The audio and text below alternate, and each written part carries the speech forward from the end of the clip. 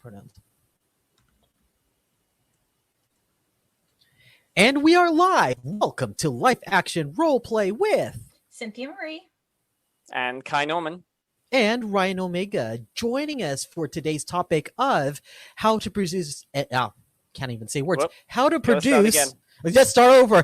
And we are live. Welcome to Life Action Roleplay with Cynthia Marie, Kai Norman, and Ryan Omega for today's topic of how to produce an RPG stream. Joining us today is, and let me have you introduce yourself, please.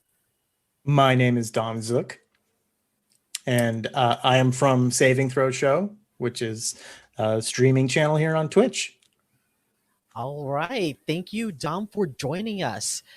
And next question, what are we drinking today? Let me start off with Sin. I restarted drinking my kombuchas. So this is a Synergy kombucha in ginger berry. Nice. I love that flavor. Kai, what are you drinking?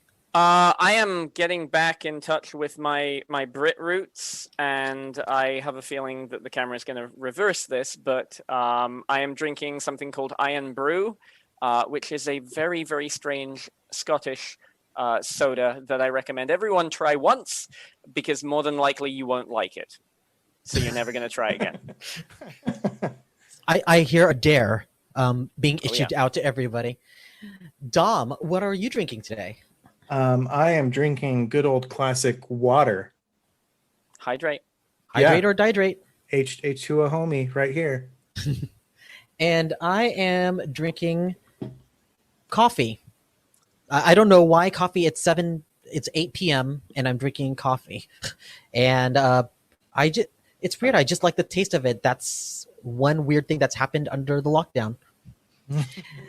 And behind the scenes, I don't know if people can hear him. Are you able to introduce yourself as a disembodied voice? Yes. Yep.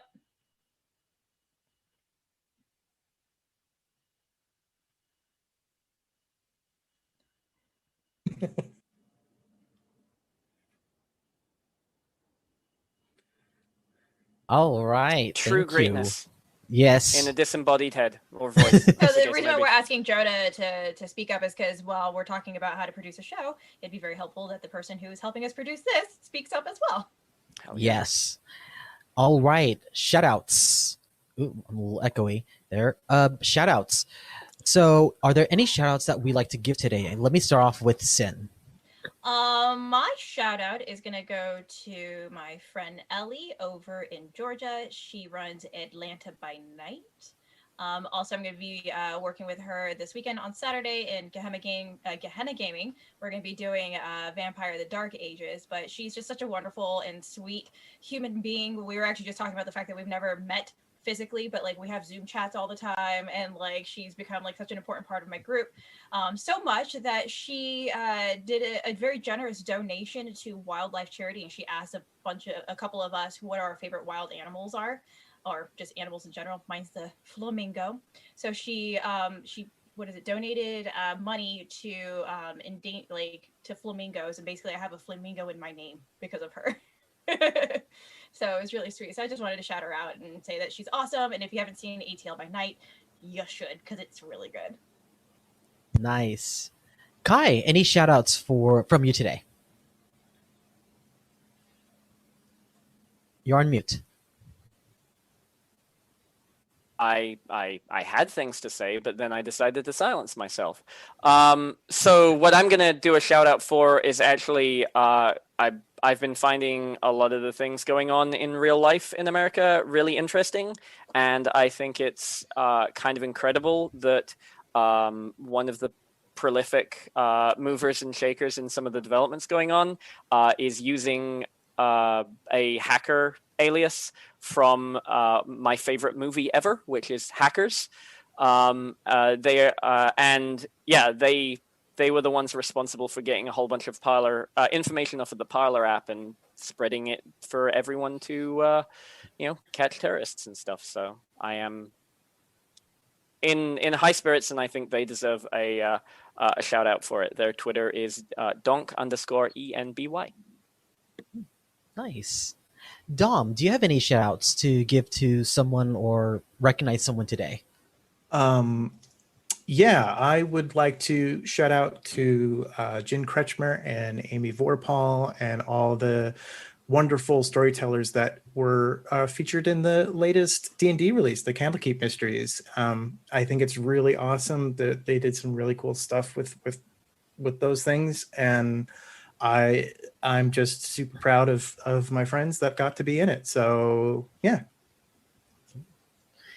My shout out is going to be to my boardroom angels and boardroom devils because oh my god, it's so surreal that this one shot that we played is now a whole LARP, and the role playing from everyone there is phenomenal. You could take 1 minute of that hour of role play, and it's so watchable. And I am so proud of that cast, like both casts, like collectively, they are a cast as well. So shout out to them for doing things, and hopefully they may be able to do other things in the future. If or especially some of our newer role players that have been introduced in that game. Game's been a lot of fun to play in. It really has. And watching the Devils is solid choices to watch if you guys haven't seen it. Yeah. Heck yeah. All right, so let's address today's topic, how to produce an RPG stream.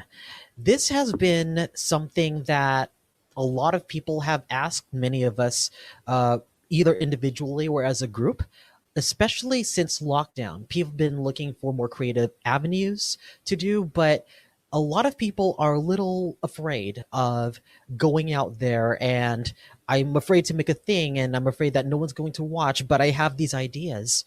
So we're here to, first of all, support people and content creators, especially during this time of lockdown, to go make the thing. So let's help you go make the thing, but let's figure out how do we start making a thing. But before we do that, let's go around the table and just talk about a little bit of our own producing experiences so that we can sort of help you understand where we're coming from when it comes to making a thing. I'm going to start off with our guest Dom Zook about producing Saving Throw and some of your experiences in making a thing.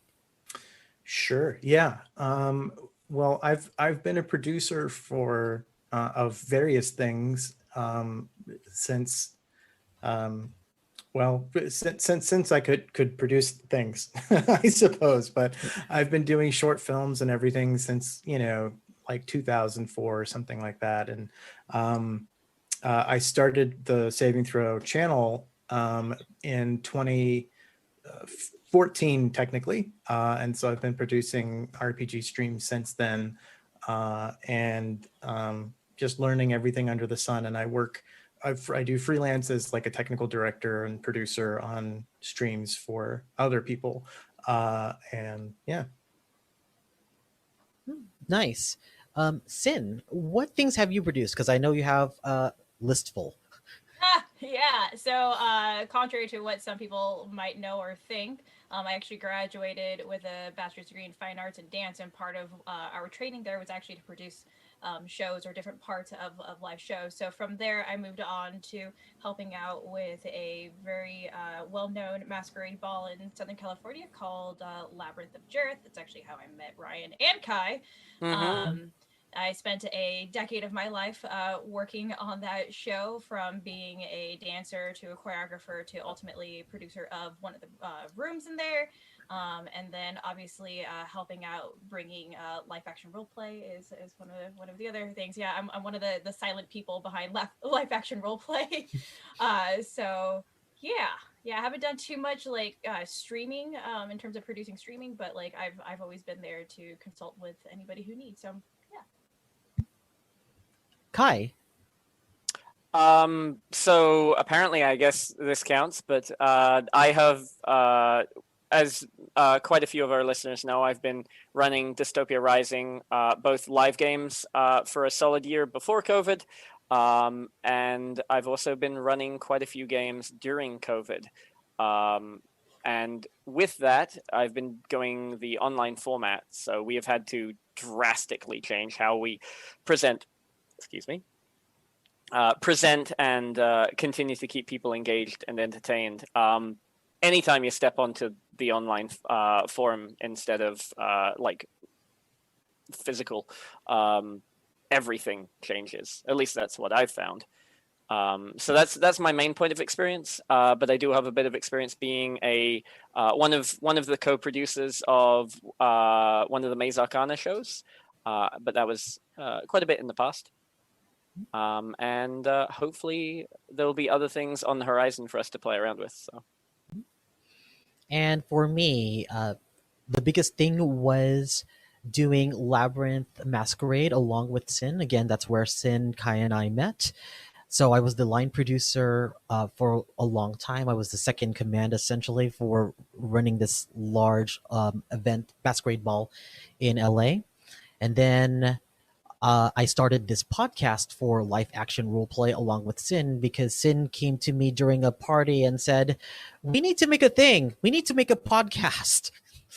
So she's the one that kind of pushed me into what? I see you wagging your finger. What is this? Yeah, because actually it was you who mentioned it, and you're like, "Yeah, it's just an idea," and I was like, "You need to do it.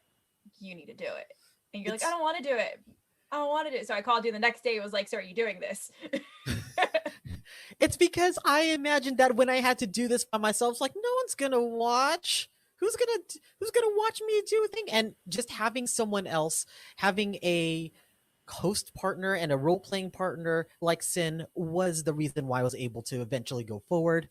And then also going forward, I was a producer for Maze Arcana for a few shows. I did Arcana High as one of those shows. And then from the podcast during lockdown, we have Joe Paloma, who's the TD here, and he knew the OBS system. And because of that, we were able to make shows on Twitch. And so he's the reason why we now have a Twitch show. So there's a progression in all of that, that sometimes producing is a career in a way.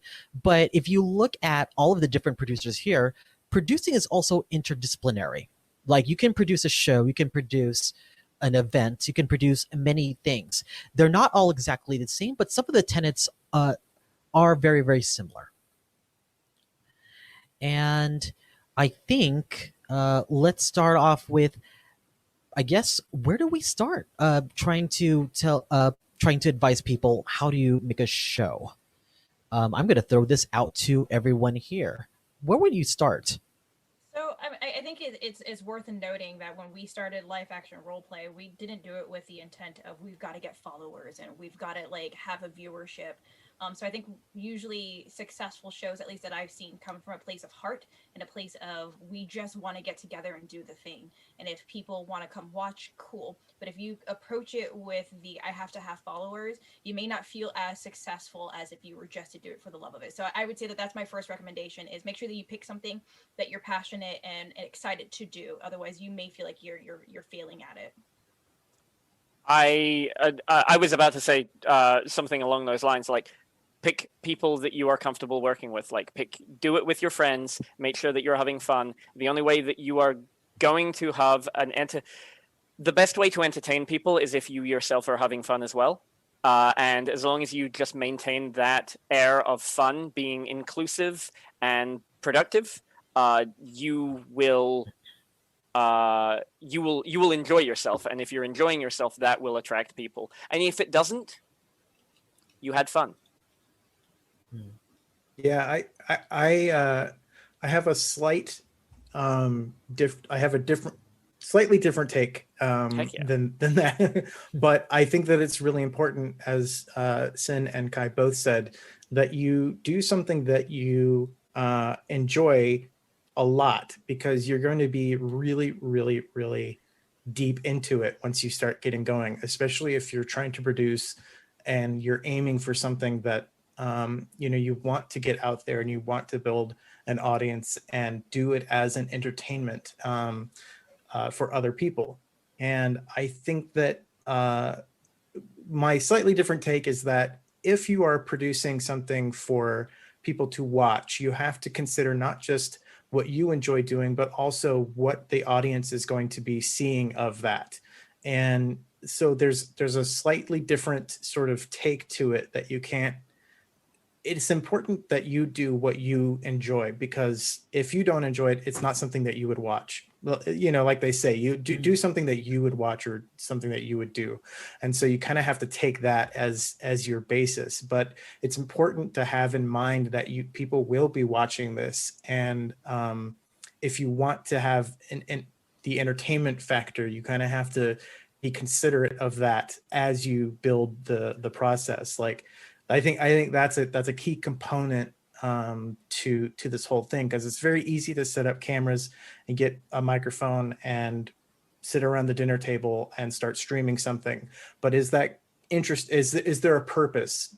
So I think finding that goal, that initial goal, like, what do you want to do? You want to get 10 people watching you at a time? Do you want to be able to broadcast this so family or friends from around the world can watch your game? You know, what is the purpose for putting this on the internet? And if your purpose is to entertain other people and develop a following, then keep that in mind as you put it together. I think you're very spot on with would you watch the stuff that you make? That's Right. such an important thing, because a lot of people don't. Like, as soon as they put it up there, it's like, okay, now it's not time to make the next show. And it's something that I keep in mind whenever I think of things like Blank Slate, which I made in the past, but also Boardroom Angels and Boardroom Devils. Like, after I'm done making this show, I do watch it a couple of times because I actually just straight enjoy it. And it's really important that we get to not only just the producing part, but the answer is you kind of want to be entertaining. And especially, do you enjoy the things that you make? I would also say, you want a good source of inspiration. You want a strong concept. Usually that is at the heart of the game. Like, if you want to produce a RPG show, it's because you have a strong affinity to a story within an RPG system. And if you're trying to, and if you are using that story to propel things, then it makes things more engaging. But if you're just trying to say, please watch me because I'm doing a thing, it doesn't feel as authentic to entertainment, other than I'm showing off myself. I don't know if that sounds weird, but I do see people getting disappointed when they put on things and people don't watch because they are putting it for the purpose of wanting to be seen, even though I do understand and would definitely validate those feelings, because I think many of us who are content creators want to make a thing. But if you have a good story, if you have a good pitch, that is what makes people want to see. They want to join you in the story, more than just, let's just watch them make a thing. I love the idea that in Twitch you can include people, you can include your audience, and like, even watching now, I could see the stream chat and we could see the questions and they could ask us questions right now. It's something that you need to consider in building your game, especially if it's interactive on Twitch. And that's a decision. That is also a decision you must make. Are you going to choose to interact with your audience, or is it going to be something that the game master is going to interact only with their panel? So that was actually a question that I wanted to ask, but it sounded like Kai wanted to ask a question first. Sure. I had a statement and a question real quick. Bouncing off what you were saying there, Ryan, I'd also go so far as to say, like, sincerity really sells it. Like, if you are trying to make something entertaining because you want to get popular, it's going to be a much more different and difficult journey than having like a genuine intent to just entertain people because you enjoy it as well. Like, there's a lot of different motivators, and correctly tapping your creativity there is important. The question that I have for you, Dom, obviously there are major differences between running a tabletop game for your friends and running a game for hundreds of viewers on the internet. do you have any insight on what some of like the biggest like hurdles there could be?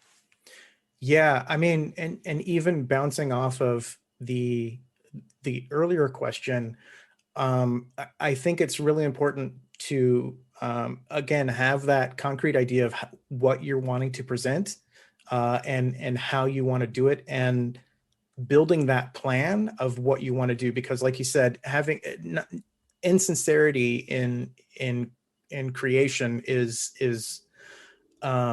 it's not going to help anybody. And I think if your goal is to get fans and viewers, you will never reach that goal.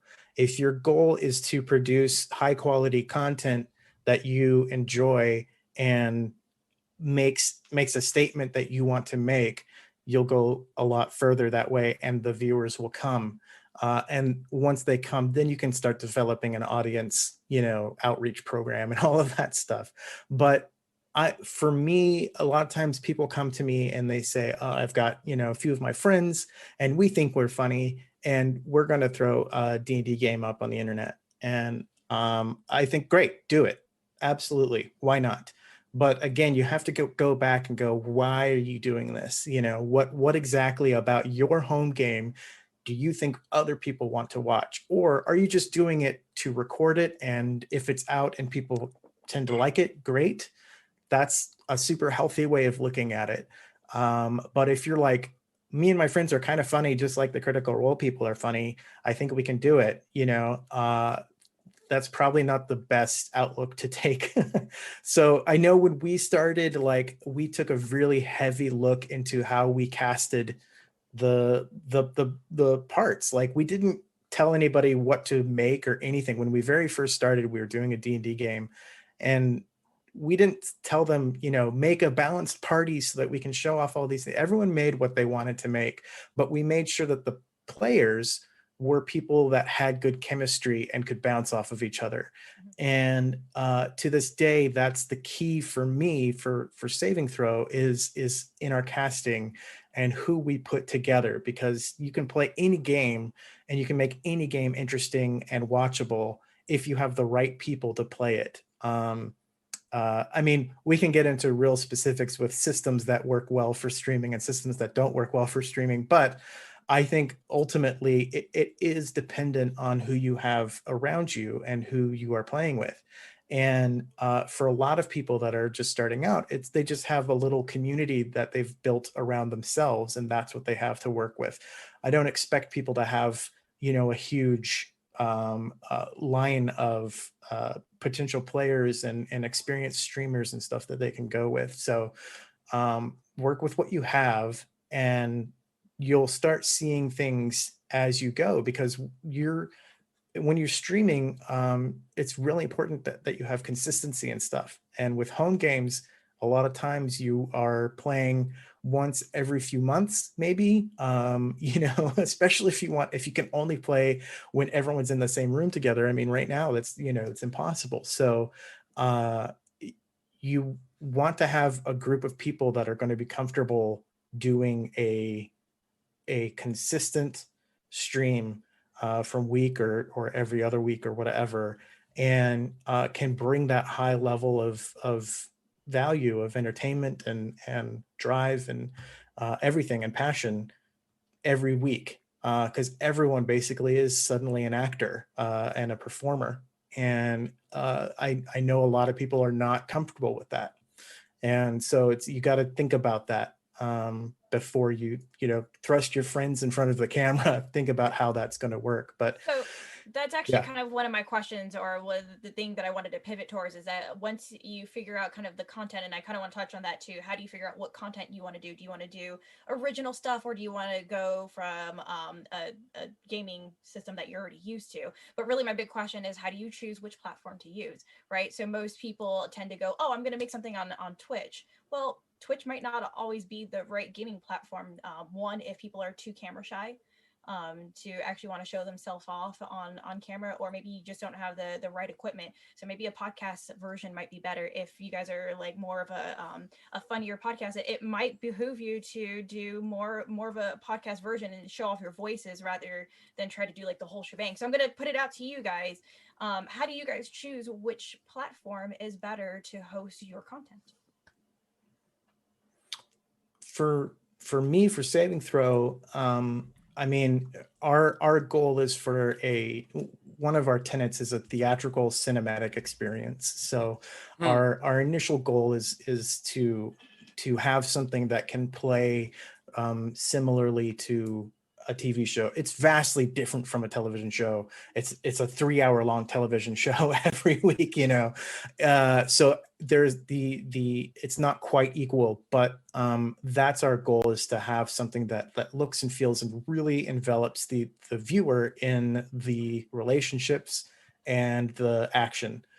And but we've taken to moving a lot of those to podcasts and just sort of doing that just so that people who can't watch have an easier way of getting into it. But I think it is important 100%. I think that podcasts are a great way to sort of test out the waters and get yourself to a place that you feel comfortable with the equipment, with the work involved, and how everything gets sort of put together, and without the ever-present audience just right there chatting at you. You can kind of play with that a bit. So yeah, we look to things. We don't produce anything specifically for podcasts, but that's always something in our minds, is how we present the stuff. So we've changed a little bit of how we describe things and what we show on, you know, we can have elaborate layouts around the table when we could do that. But that doesn't help someone who's, you know, watching or listening to it rather. And so we've taken to, okay, we'll describe this and everything. And it's helped because it does create kind of a almost a radio play kind of feeling to it, where you can envision what we're seeing too by describing it like that. But yeah, I think it's really important to understand the platform that you're going to take. Almost like a multi-person audiobook or something. Yeah, exactly. Now, Kai, I understand for DR, you guys are starting to run things on Discord. Am I correct? Yeah, Discord is a really good format for running larger number kind of games. The weirdness that we get up to is I feel like we run role-playing, like our online LARP, the format that we handle it is more kind of like a multi-user dungeon or an MMORPG, but more in the realm that there are like non-combat public areas where everyone can kind of get together and talk, and we can send NPCs in to kind of disseminate information and deliver things. And then groups of players band together and go off and go on an adventure.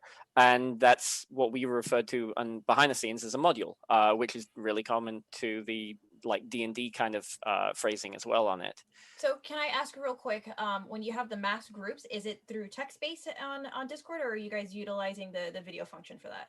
Here's something I think is really, really fascinating about the differences in gamer culture, because the difference in gamer culture between East and West Coast is actually really huge, but not in like any kind of like language barrier kind of manner. East Coast is much more driven on text, and West Coast is much more driven on voice and especially video chat. And while we lean heavily into enabling our players to like dress up and feel more like they're actually LARPing, so they can emote and express and they have their costumes and everything, while we actively like encourage and reward that, we're one of the few Dystopia Rising games in the network that actually leans super hard into that. So some of the players from other games will visit our games and be surprised. And I've even gotten like private messages from some of those players being like, I love this. Give me like 20 minutes. And they rush off and they put on their whole costume and then turn their webcam on, and they're super hyped about it. which is kind of cool. There's a lot of different ways of running and engaging with players and doing things. Yeah, which I love. But we don't stream any of that. Like, we don't. Our audience is still very intimate with the fact that we are doing what we're doing for the players rather than trying to, transmit that to everyone. It's just the fact that we have a ticketed event and anyone can come and play. Yeah, I've been running mods for Twin Mask, and I've been kind of doing the similar concept where they've been doing more text-based stuff within Discord. When I take my mod, I'll actually put a Zoom link in and have them.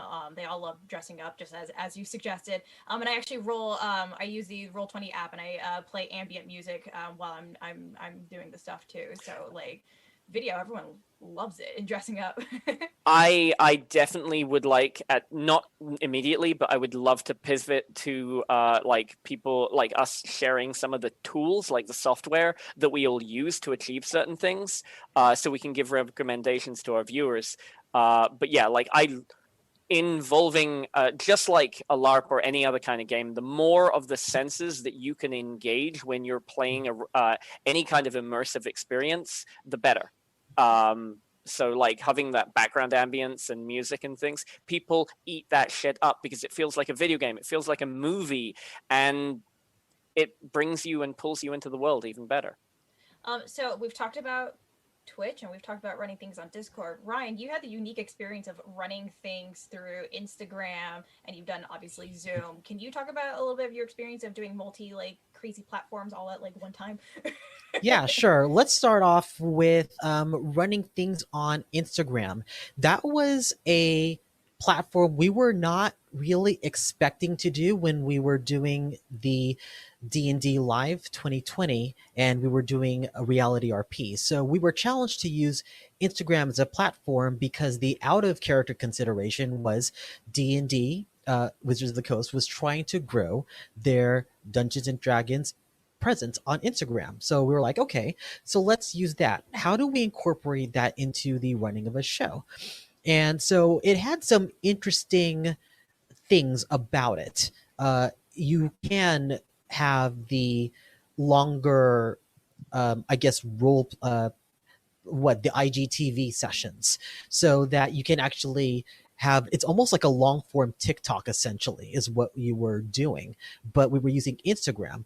However, Instagram at that point in time was a lot more accessible to a lot of the player base at the time. In fact, they were debating, should we use Instagram? Should we use TikTok? We ultimately decided on Instagram because it was something that was more comfortable within the Dungeons and Dragons base, even though Dungeons and Dragons didn't have a large presence, but they did immediately after D&D Live. So it was interesting to do that, but it definitely had some limitations. It meant that everything that all the players had to do was very visual. It meant that we had to think about how do you portray that kind of a story, and the players were kind of genius in terms of creating little videos for people to watch and then sharing that, and then other characters reacting to those videos. So again, it was similar to TikTok in that respect. But we just happen to be using Instagram. For Zoom, in this case for Game Over Video Chat, which is on Tuesdays here on this channel, I purposely stripped down everything to look exactly like a Zoom call. And the reason for that is it was important that we were playing micro RPGs that were accessible to other people. So these are for people that were intimidated by rule books like D&D, Pathfinder, Vampire the Masquerade. Like I don't think they can do it's people who think they can't do these 200-page, 300-page rule books, but they can totally do 5 pages. But in order to convey that, it was important that we don't do a layout, just make it Zoom, just have the labels, change it over as we need to, and play as close to the Zoom function, taking advantage of the actual platform that was there, so that inspires people to be able to play those games themselves. So that was a conscious choice to be able to do the Zoom format. And in Zoom, you have things such as breakout rooms where you can go into a different thing. And in fact, Joe, our technical director, and Dom, Eric, and myself from Indiecade, we kind of had to figure out how to use those breakout rooms when we were all doing Indiecade, and breakout rooms just came out that week. So that was something new when it comes to being able to use different platforms. And even now, there are still evolutions on how you can get that platform to be interactive in terms of a role play. So even though we talk about Zoom, Discord, Twitch, YouTube, any of these things, there are infinite more choices. It's just a matter of how do you wish to present it and what do you wish to convey. Awesome. So yeah. we have several questions from chat, but to catch Kai's point, let's pivot to more of the production side. Now that you figured out what platform you want to use, let's get into the techie software side of things. So the easier, I don't know a lot about the technology of it, so I'm really fascinated. But I can tell you that the setup, as someone who's on a camera, is a pretty basic need, right? You need lighting, you need a decent webcam, and sometimes a green screen. And sometimes you can literally be challenged by your green screen. We all know this and have problems. So the way you balance your green screen and lighting is also very interesting. However, let's talk about the software and stuff like that to make your stream happen. Kai, do you want to go ahead and ask your question? Oh yeah, sure. I mean, I'm really interested in what type of tech, software type stuff that people get up to. Because I have a couple of small recommendations that I found really fun and entertaining. But I think looking towards Dom for some, some of the essentials, and really however you feel like answering this, dude. I'd just love to hear more of your opinions about some of this kind of topic stuff. So go nuts, please. Sure. Yeah. I mean, I think that the key to anything is a good microphone. Because there's a really classic film I don't know, adage basically that people will watch bad video, or yeah, people will watch bad video as long as they can hear it well, basically. So if you have bad audio, no one is going to stick around. It's just the human brain just cannot process bad audio. So I recommend, when you're just starting out, you can get whatever cheap webcam you want. Anything else you can kind of cheap out on, but the microphone should be pretty decent. And that's usually where I start. I'm using an Elgato Wave, which is really nice for me because I'm doing a lot of production work. I'm balancing a lot of audio, and it comes with software that allows me to play with different things. It basically gives me a bunch of different options of routing audio and stuff like that. It's not necessary for a lot of people, but for me it is. But I've used the Blue Yetis, Blue Snowballs. I've used a ton of lavalier microphones, and in our studio we use Rode mics and stuff like that. So there's a lot of different places you can go with audio, but I just say check out some reviews, see what your budget is, put your budget towards that first, because if nothing else, you can do your podcast and it will be great, but it will really help with that. Can I add in real quick? It's also worth noting that you could also use gaming headphones that have the mic in it. That also has a really good mic. I will say a con, because I always get this problem, is be careful that you don't breathe into your mic. Yeah, exactly. Yeah, a lot of people have it up here and they just breathe right into it. So you got to be aware of that. But that can work super well. With cameras, I have, next to my nice camera, I have a Logitech C920, which is sort of the workhorse of it all, and it's super great. But I highly recommend it. But if you want to step up, then you can go to like a DSLR type camera that has a lens that you can take on and off and switch out and stuff. That'll give you nice sort of depth of field and a much higher quality image. But then you have to start worrying about lighting and all of that stuff because they don't work so well in low light, whereas the Logitech is designed for most environments. In terms of software, my favorite is OBS Studio. And there's a few different flavors of open broadcast software out there. There's Streamlabs OBS, affectionately called Slobs, and other Twitch has their own kind of version of it as well now. But I like OBS Studio mainly because there are a ton of plugins that you can get for it that bring it up to a quality level that rivals a lot of professional grade software out there. I've used TriCaster, vMix, Wirecast, XSplit. I've used pretty much all of them, but OBS Studio still for me has a really good balance of what you need technologically to create your stuff and ease of use. So I highly recommend OBS Studio. So people really like Streamlabs OBS. I think it's great. It really is a one and done solution type of thing, but you start hitting a limit with what you're capable of doing with it. And so OBS Studio gives you just a little bit more freedom, but at a higher cost of technical level. But yeah,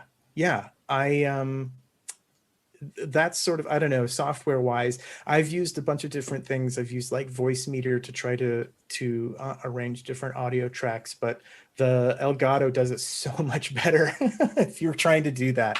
Voicemeeter is a really, really, really difficult program to get used to, but yeah, I think just starting out, get a decent microphone, get a decent webcam, and get OBS, and essentially you're ready to go.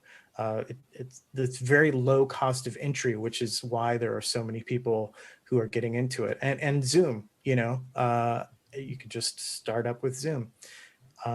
So that it's pretty straightforward. But when you start getting into it a little bit, like I use OBS Ninja, which is it's a Zoom alternative essentially, which gives me individual sources for all of the people, so that rather than Zoom gives me one window of everybody that I can cut away from. But if someone goes out, someone drops their connection or something like that, everyone gets all, switched all over. Whereas with OBS Ninja, they're all their individual cameras essentially and individual audio. So I can adjust everyone individually through that. It's a work in progress, but it's free. So it's the price is right, as it were, and it works very well with OBS. So that's a really handy piece of software. But there's also fun stuff like Snapcam and Voice Mod, which are great for people who like GMs who want to, have an effect like play a monster or a Titan or a vampire or something like that. And there are, basically filters that can go over your camera to give that effect off, and you can change your voice using Voice Mod and just I would have a just lot of like fun to with it. endorse voice mod programs. They're super fun to play around with. See? Real quick on that note, also what's really fun to play with, it was a game that I was playing in, was when you were in different rooms, you can indicate the different room that you're in by changing your background, so that you can tell what characters were where, and if they were off screen, they would be in like the black space or whatever. I thought that was really effective storytelling wise. And then like if your character wanted to walk into that room, all you had to do was just select that background, and automatically your character come in, and every player knew to acknowledge that that person had just walked in the room. I thought that was really cool and effective. Just thought I'd throw that out there. Yeah. I like that.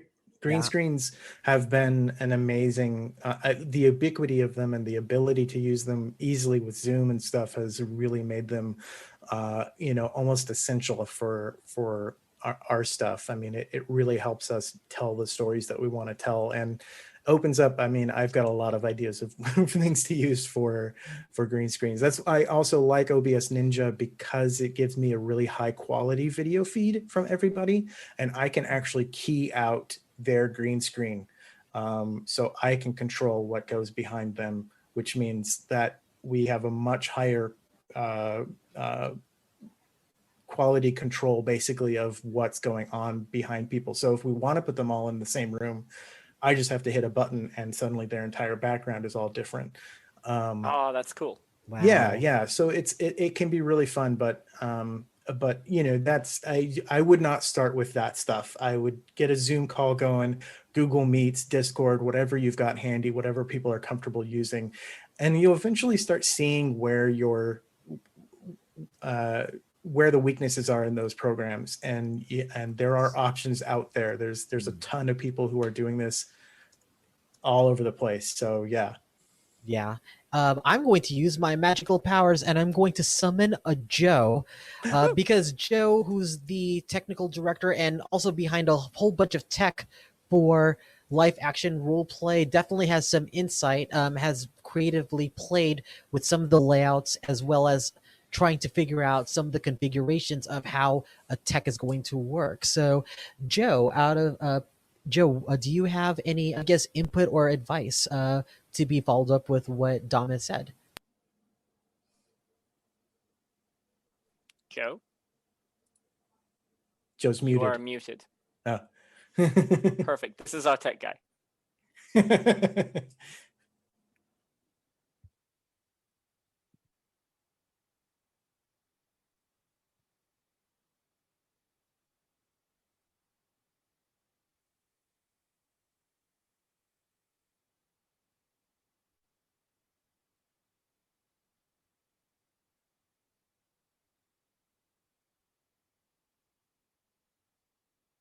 No, I don't think so. Yeah, you are totally clear and fine. There we go. You might- I have to turn on the mute on the Streamlabs. I'm not usually talking while the Zoom call is happening, so that is something I had learned today. There's lots of things you always learn when you're doing a lot of this. It's like you figure out some settings, or from like, oh, you could do something a certain way that you didn't know that you could do before. That's something.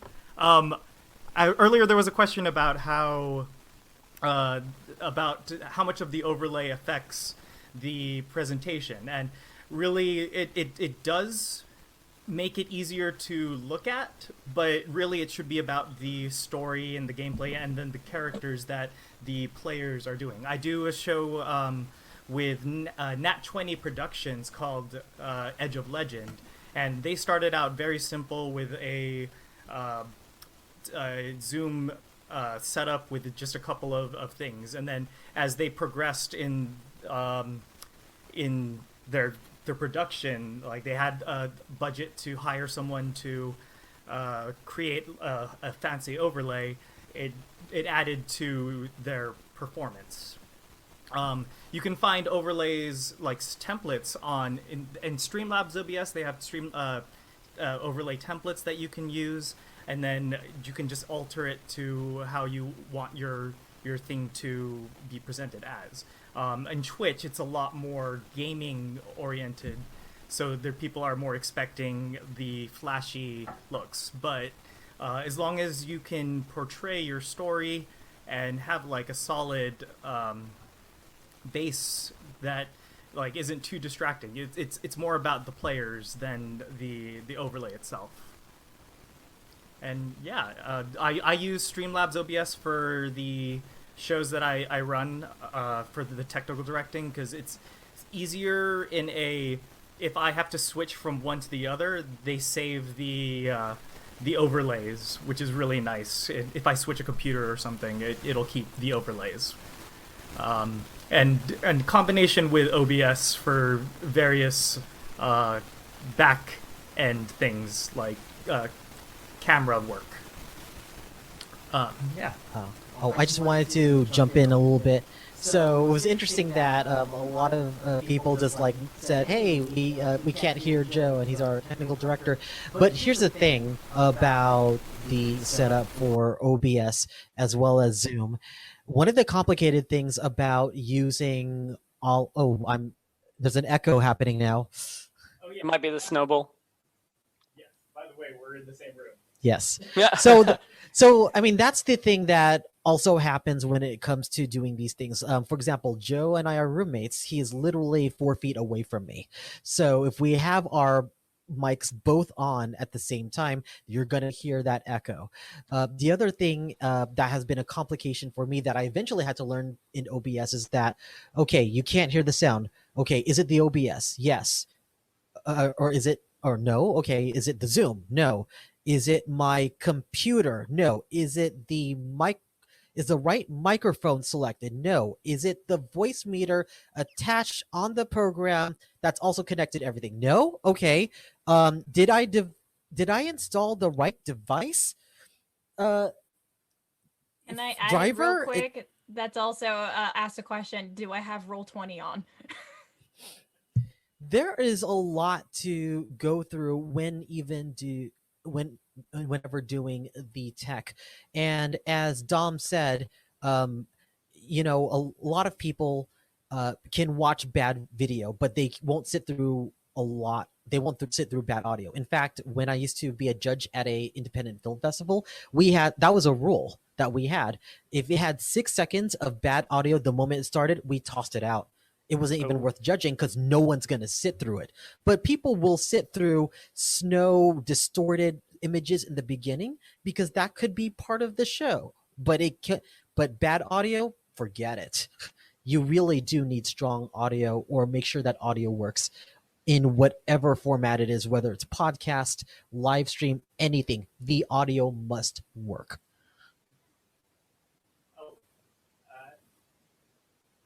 Another thing. Something that you will have to be ready for is technical difficulties. And if you're doing a stream and it's a lot of technology and a lot of moving parts, you have to be ready to adjust on the fly. Like, even high-end streams will have some technical difficulties, and you have to stay calm and just look at the situation and adjust. It helps to be really familiarized with how everything works together, but that is something that no matter the stream, you always have to be prepared for something that can happen. There's also nothing wrong with trying to, at least to start off with, or otherwise, if something isn't really working, keeping it simple is a merit in its own. I, for example, love D20 through D&D Beyond, but I do not use it. At least, or Roll20, that's what I was meaning. I don't use Roll20 when I'm running my Dystopia Rising games. I do it entirely theater of the mind because I find it's the most flexible and fluid way of running a game for people without getting bogged down with the technicalities of everyone moving everywhere, especially if your players aren't that familiar with the software. All right. We're gonna go into rapid fire questions. Sin, do you want to lead this one because you're really good at this? Yeah, I got this. I got to scroll up. There's quite a bit of questions from the top. Again, so this is rapid fire. So this is responding as quick and controlled as possible. If you guys have any follow-on questions, feel free to throw them in the chat. But we're gonna be moving quick. Do you want me to post them right now to you as a repost at the bottom of the screen? Sure, I got to the top, yeah. Or did you put all of them? No, I just put the first one down, and then I'll post the rest as we go. Okay. All right. Awesome. Cool. Let me just start from where Kai's going then. This is why we are co-hosts. Difficulty, yes. All right. So, question: in your experience, how much of an impact does a slick quality of overlay editing OBS mastery impact the audience? In other words, if the role-playing and storytelling are great, is that 70% of the effort? 90% of the effort? Have you noticed a greater or lesser amount of shallowness in the kind of potential audience members that check out role-playing streams? That's open to everybody, and I believe that was from Chris Montgomery. I will say the overlay editing OBS mastery is almost negligible. You can literally just put up a Zoom window if your players are engaging. If you have an engaging story, engaging role play, you're able to do combat and the mechanics quickly. You don't need anything fancy. One of the largest D&D streamers, they're streaming right now to almost 4,000 people. They have no cams. They're talking over each other all the time. It's just a Roll20 page. So don't get hung up on having beautiful overlays and smooth transitions and all of that stuff. That will come. But yeah, it is not necessary from the get-go.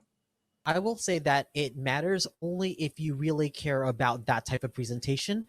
But I will also say that when you do get random raids or random people wandering in, it will affect some of those people because they don't know what they're looking at yet. If they sit around long enough, then they'll get it. But some people only will give it 10 seconds of impression and then it's like, well, I'm going to go somewhere else. So Yeah. for that small group, that's where that matters. My response leads into the next question, so go ahead and read the next question. All Oh, right. Yeah. Let Kai? me. Yeah. Yeah, real quick. I'm a big supporter of visuals, but when it comes down to D&D streams of any kind, well, roleplay streams of any kind of variety, your visuals at most are going to pull people in, and your content is what keeps them always. Mhm. So I'll say as a player, I got really annoyed that my camera didn't look as crisp as everybody else. So like during like holidays, I was like shopping for all the things, and the same thing keeping with up audio. with the neighbors. Yeah, pretty much. As a player, it gets really frustrating, like to like have so many technical errors because of maybe like your equipment didn't like match up. So like I would say as an aesthetic person, like I went for the quality stuff. All right. So Eric Jackson writes, is D&D 5e becoming oversaturated? It seems that there are 100 of 5e streams online. Can I start with that one? I don't think there's ever a point that things are oversaturated. Yes, there could be a lot, but I think it's freaking awesome that everybody's making so much great content. Like I feel like there's a lot, like as soon as LA by Night came out for Vampire, like all of a sudden Vampire like exploded onto the scene. And I think that was the same thing when Critical Role started. Everybody was like, oh my god, like D&D is like the new cool thing, and everybody just started doing stuff. So in terms of oversaturation, I think oversaturation is probably more of a negative term. I would say that it's just really awesome that there's an explosion of content, period, and you get to find and pick and choose the type of game that you want to watch. There's a lot of variety to it. But even Dom, you were mentioning about like, you know, there are some systems that you think have a natural predisposition to be better or worse for the ease of actually doing a show. Yeah. I mean, from the last question, I would say if you are doing a 5e stream, do try to make it look a little bit different from every other 5e stream out there, just because, yeah, that look is really going to help you differentiate from everyone else. But yeah, there are systems that just don't translate well to an online experience. I will say Shadowrun is just one of those things where the story, the lore, yeah, it's awesome, but the system, the mechanics are impossible. You have to be around a table, you have to be counting up, you know, all these things. And yes, you could do that stuff in Roll20, but it's just the amount of it is, there's just so much to it. The crunch level takes viewers out. Any game that has a very crunchy combat system, I say, is something to kind of step away from. But there are some systems that work really well. I really love Savage Worlds. I will be a huge Savage Worlds advocate. I think Savage Worlds is a perfect streaming RPG.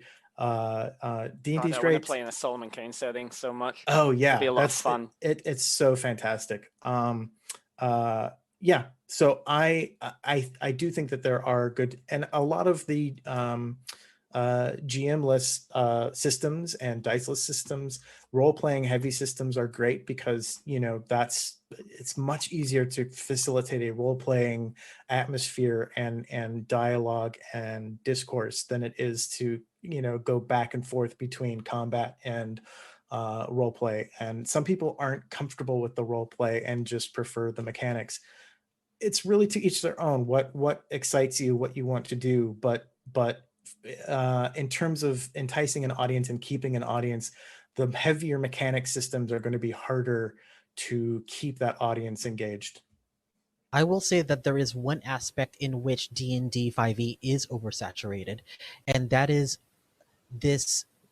There's an element in Twitch that if your show on a particular time slot is listed as a D&D show and several others are listed as D&D show, there is unfortunately this unequivalence where if you see one D&D show which is 20 people attending, one which is 50, and then one which is 100, most people who are watching or just jumping in don't know anything about any of the D&D shows, so they will naturally all go to the 100. And so you now have this inverted pyramid of, if you have a ton of people, you'll continue to grow with a lot more people, and if you're on the bottom with not as many people, it's much harder to get up there. So in that strange aspect, if you are trying to get a whole mass of people just to watch, Twitch unfortunately throws people towards the bigger pools. That's why it is so incredibly important to make sure that your D&D setting or cast or whatever is distinct. There has to be something that distinguishes you from everything else. Not to mention that establishing your first like 20, 50, or 100 like actual followers who regularly watch you on the regular are by far the hardest thing to do when it comes to all of this. Once you get past those milestones, it exponentially becomes easier. But getting those first like establishments of fan base is kind of the make or break for the longevity of a show that is very driven on ratings. Mm-hmm. Vaughn? All right. So next question is OC by Night. What are the pros and cons of live versus pre-recorded RPG streams? I have an opinion as a person on the shows. I'm not sure if it's different for GMs or producers, but I very much prefer pre-recorded games to live. I am not a voice actor by any means, or rather I'm not much of an actor. I am a dancer who is a performer who dabbles in acting. So I like pre-recorded because if I say something weird or wrong or like get a rule wrong, you can always like kind of like cut and like rewind that back and like say it again, versus live stream where your mistakes are seen. Your mistakes are commented on. So live does provide its opportunity. Challenges live like are always awesome and fun to participate in, but man, pre-recorded is like a sweet spot. We mostly do live. I mean, 98% of our content is live. We have released one pre-recorded stream, and they both have pros and cons. Absolutely. I mean, a pro for a live stream is, there's no editing that you have to do. It's out and about and in the world, and you can quickly share it and get it out there. And everyone can see the system and your players, warts and all. And so depending on what you're going for, that might be great. With a pre-recorded stream, as Sin was saying, yeah, you can cut it. You can cut around things. You can remove ums and ahs. You can get things really tight and concise so that you can have a package. Like a lot of people, it's very difficult to watch a 3-hour plus long show. And we run into that all the time with our shows. Some of our shows are longer than that. And we've been working backwards to try and, squeeze things into like a couple hours and stuff. But even that's pretty long. But we did a show where we did essentially live recording, and then we edited all of those recordings down into little hour chunks. And it really helped sort of facilitate that sort of cinematic feel, because we cut out everything that was unnecessary. Anytime we had to break and check out a rule or anything like that, we could cut that out. We could try something new. And that's something I watched. I watched a recording of Harmon Quest one time, and that's the same thing. They're playing it live. It's not scripted or anything like that. But at the end, the cameras come, or the cameras keep rolling and the audience is still there, but the crew is going like, can you redo this line? You said this way, can you say it another way? So that they can have that perfect moment, and it presents that sort of perfect atmosphere. It's all in the time that you have. If you don't have the time to edit, like I don't have the time to edit, then pre-recorded is just out of the picture, especially if you're running, 4 or 5 streams a week. But beyond that, like if you're looking for the best, if you want to really have that strong look and you want to have strong performances and all of the things that you can potentially do with editing, like pre-recorded is the way to go. I've noticed that sometimes there's blowback on Twitch when people are not live, when there's a perception of it being live, but it's not. And who cares? I don't care about it. But yeah, some people get really bent out of shape when it's not live. Pre-recording also means that you, if you've got availability problems with your players or actors, or depending on how you want to quantify them, it's easier to get them together if it's a recording, because you can run on your schedule rather than specifically the show's schedule for live events.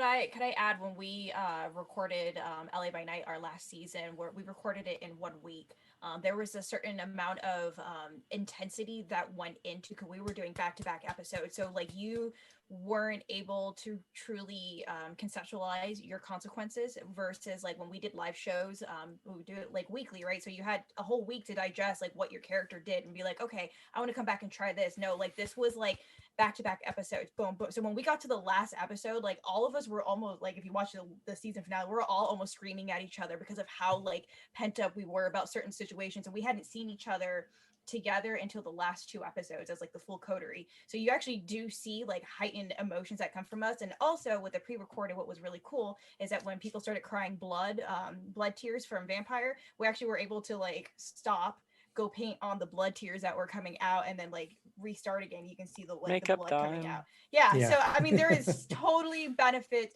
to doing pre-recorded, and you still can get the live idea of these heightened energies by doing what's the word I was going to use? A shortened schedule. I was going to use a smart word, but I couldn't find it right now. I feel like I'm in the minority, and I feel like I'm in the minority of many games where I actually prefer doing things live, and it's for several reasons. I do that. Yeah. It's for several reasons. The biggest one is that I get to interact with the audience, and the audience gets to interfere and play with us. Like, this has been a thing that I've been kind of wanting to do and championing for like 8 to 10 years, like ever since doing Labyrinth. One of the biggest things that I wanted to do as a producer was, I remember seeing so many of the performers doing these isolated scenes, and then you on the other side you see all of these audience watching them taking pictures, and I was like, why is no one interacting with each other? It's really weird. There's like small isolated incidents, but there wasn't like anything to really indulge people or really make them believe and feel like you are actually part of our world. For me, it's always important to make sure that your audience is part of you, because without an audience, you do not have a show. So therefore, I'll always develop my shows to somehow encapsulate the audience and interact with that audience. So that's generally why I tend to do what I do when it comes to live versus pre-recorded. I am also conscious of the fact of not everyone can do 3 hours. That's why game over video chat is shorter. Games are 1.5 to 2 hours long, or even an hour long. They are short because not a lot of people have the time to do that. The only drawback to doing a pre-recorded session is that once I have that thing that is pre-recorded and I want to edit it, and editing usually takes 3 times as long to do anything that's pre-recorded than it is to do live. So even when I have a show and it's pre-recorded, I know, okay, it's an hour show. I must spend 3 hours in editing. And so you have to have the time to do it. Just real quick to add on to that. Yeah, when you are concepting your show, you have to think about how interactive that show is going to be. There are some shows that are like I would say LA by Night, and other shows that are story focused and heavily story focused, that you don't want chat coming in and messing with that. That, you know, they're not, it's not designed necessarily, and correct me if I'm wrong, but it's not designed necessarily for people to come in and go like, all right, $200, I'm giving, you know, this guy Iron Man armor and away you go. You know, and it's very, very, there's just a way of telling stories that you either want that interactivity or you don't. And we play that balancing game at Saving Throw all the time. And every show that we do has a different way of interactivity. And they vary wildly as to how interactive you can get, you know, and we stay away from things that affect things minute to minute. And we look for more global changes to the story and stuff for people to be, so that the impact is a little bit broader and helps the audience feel part of the world without affecting players' agency or anything like that. But that is something you really have to think about, because Twitch is such an interactive platform. If you want to be on Twitch, that's something you have to consider. Okay, done. Yeah. One other thing, Blank Slate would have failed if interactivity wasn't developed from the very beginning. It also would have failed of a concept if it had no interactivity. So based off of that, that's the only reason why I'm a huge endorser of it. It works for the format. Yeah, like if you have a game that's actually designed with it, it works very well. Otherwise, it can be, well, you know, different boats for different folks. Mm-hmm. All right, moving on to the next question. We have the pop filter one. I think we've got that one about IPs. And then we do have one that was about recommended tools and equipment. That was already answered in our stream by way of content. So if you are a latecomer and you missed that bit, you should definitely check out the recording, and you'll be able to find all of that wonderful info from Dom and Joe. Yeah. Let's jump to the legal question right quick, because I know, Dom, you were kind of wanting to answer that. I can't find it in the chat because unfortunately my chat shut down for a minute. But I think it had to do with using IP, other people's Right. IP, and the legal issues that may be ensuing from that. I am not a lawyer, so I will say that straight up.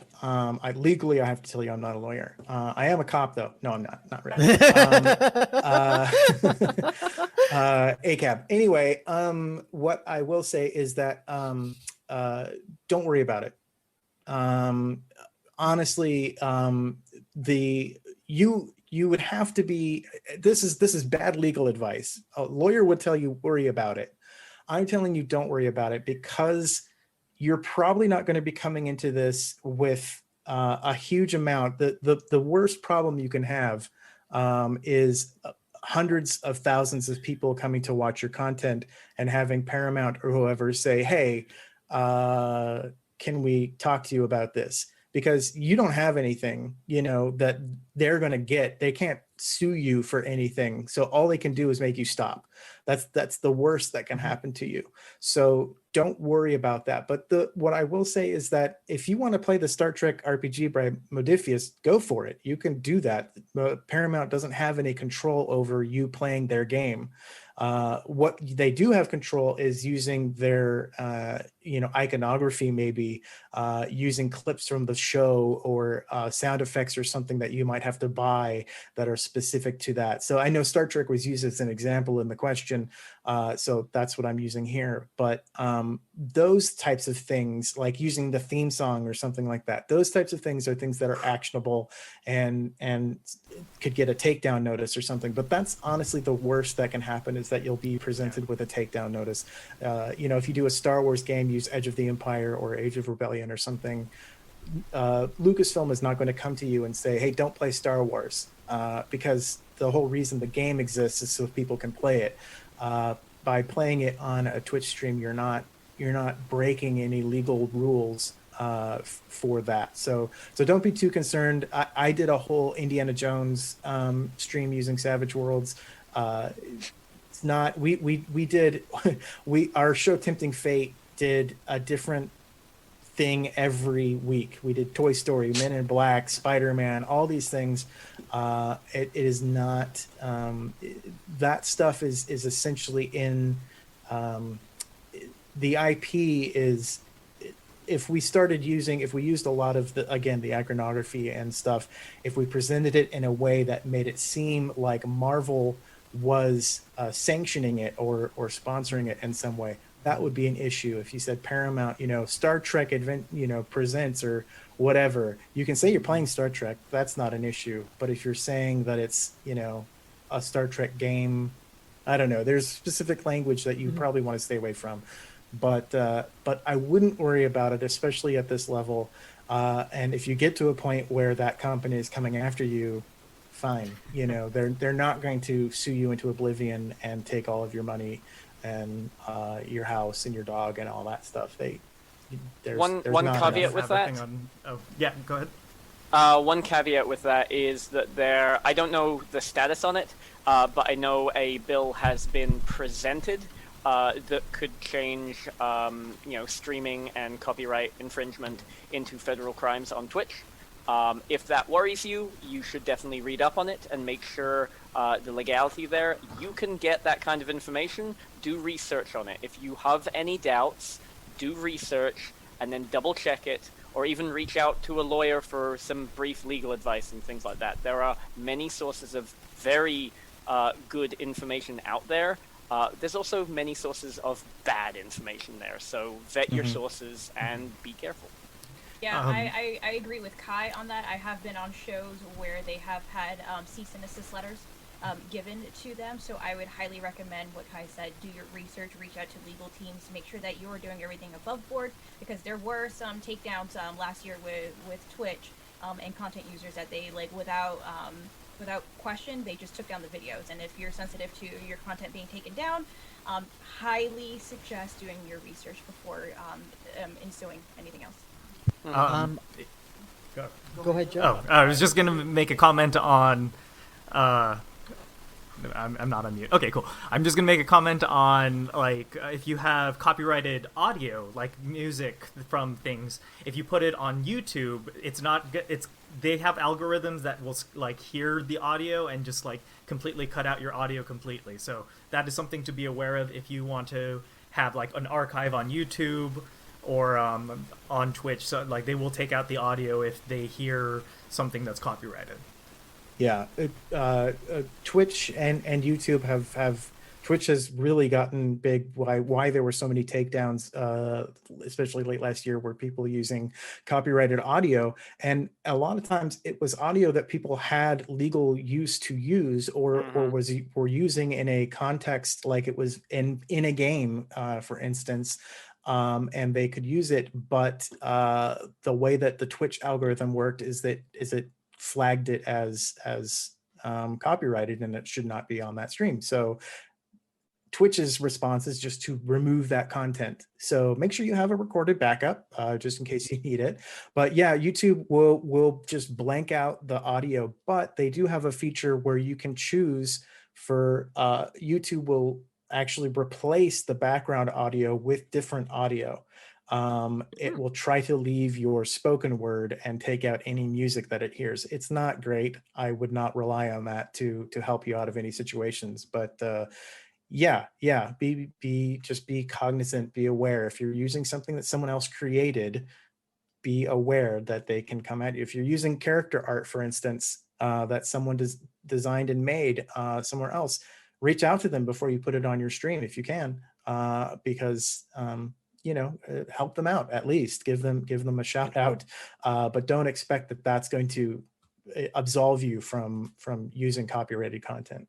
Yeah. So If we're anything, Go ahead, sorry. If anything, using a small person's stuff, like someone else, an artist's art is actually probably going to attract more negative PR than one of the big corporations hitting you with a cease and desist, because you're pissing off actively some fans of those people. So definitely get permission, involve people, that type of stuff.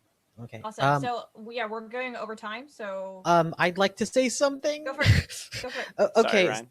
So, one of the things to consider, and you might see, this is the reason why there is an explosion of D&D everywhere on Twitch, and part of it is Chris Lindsay, who works with Wizards of the Coast, said one of the smartest things that Wizards of the Coast did was to have an open license for Dungeons and Dragons, which means that you can have and use many of these systems within D&D in order to do a thing.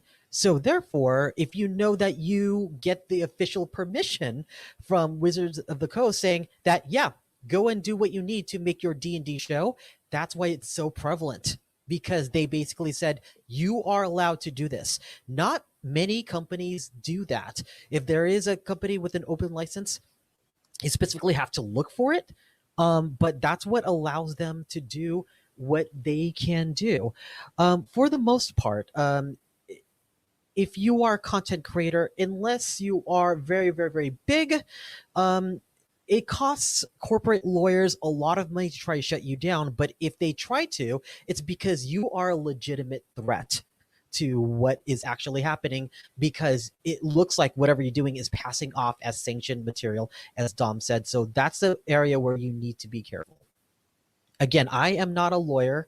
And in the case that you are worried about it, go ahead and contact an entertainment lawyer. But you may have to find someone who is very specific to games, because I have learned that in entertainment, games, lawyers for games are actually very, very few in this country. Most people think entertainment like Disney. Look for role-playing, tabletop RPG type lawyers, and they're very specific. Cool. I think we're going to end on that note. I'm going to just do a quick run around. What is your last bit of advice for someone who is just starting to produce their very first live stream or content or gaming or whatever? I'm going to start with Ryan. Just a quick anecdote there. Oh, balls. Like I was not planning to go first. I will say that there is absolutely nothing wrong with being able to perform for an audience of 2. Perform for that audience for 2 as if they were 200. Make sure that people present themselves well. Make sure that all of your cast understands that they are performers more than just players, because people think, oh, I know all of the rules. You know what? Citing rules is boring if you can't actually entertain. If you're on stream, you are an entertainer first, rules person second. Mm-hmm. Good note. Dom, what is your one anecdote? Keep it simple. Don't go overboard. Don't do too much from the get-go. Like I said, start with a simple microphone, a webcam, and good people around you, and start from there. Just make a very simple plan that we're going to stream regularly, and start. There's no harm ever in just starting something, but I do recommend that you start making plans if you want to grow it in any way. But yeah, keep it simple. Nice. Joe, I'm going to jump to you real quick. One anecdote. Look out what's that? Thank you. One more. Look at what's out there. There are guides that are available on the internet. Like, use them. People put out their information so that it can help others. So try to learn from what people have put out there, and just experiment with what you have, and just develop on it. And yeah. Kai?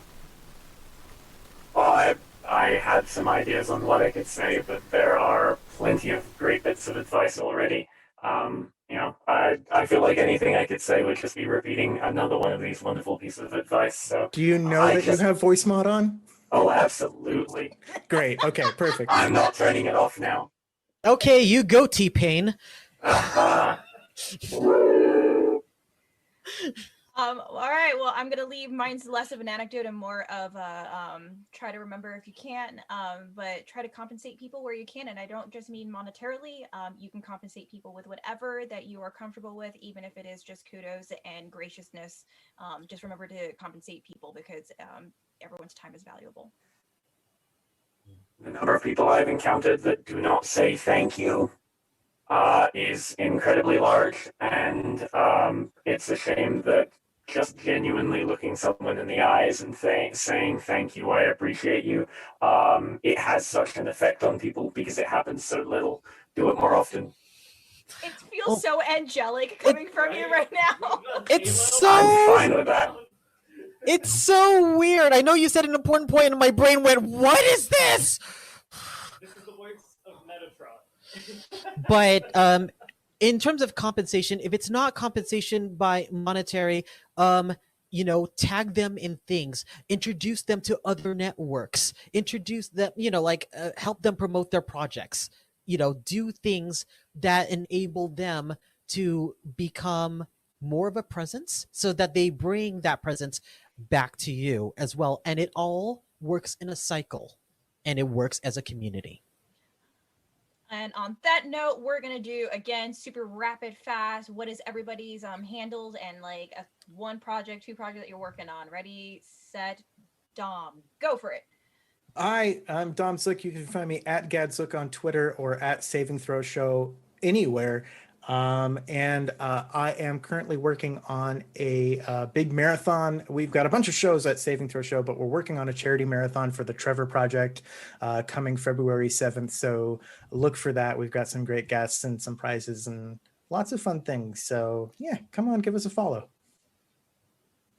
And thanks for having me. This was awesome. Yeah, Dom, thank you for coming on. You were superb. Yes, thank you, Dom. Kai. I changed my voice again since the last one wasn't terribly acceptable. I figured I'd go for a more serious one.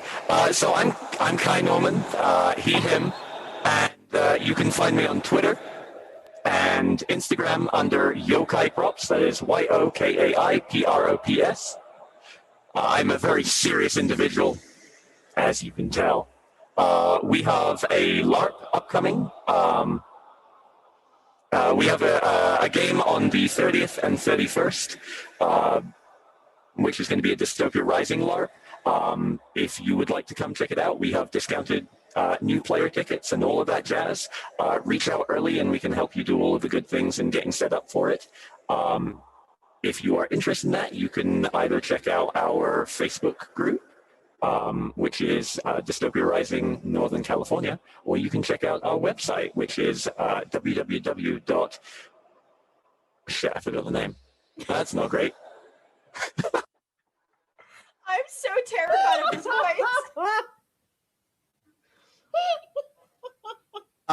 Yeah, the website is dystopiarisingnocal.com.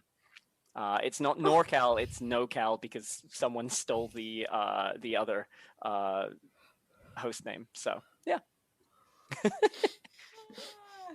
I'm just watching chat like Chris Montgomery CM's comment of "Be not afraid, Twitch," and I'm just cracking up right now. Oh boy, I've been having fun with this. I intend to use the voice mod a lot when I do our paranoia game that we're going to test out. I need it. That voice is terrifying for me. Oh yeah. All right, Joe, hit us with those handles. Hi, I'm Joe Paloma. I am on Instagram, but I'm not really. I have a handle there. It's J.O. Paloma. I'm here on Life Action Roleplay. I run the technical directoring. I do the stuff behind the scenes here.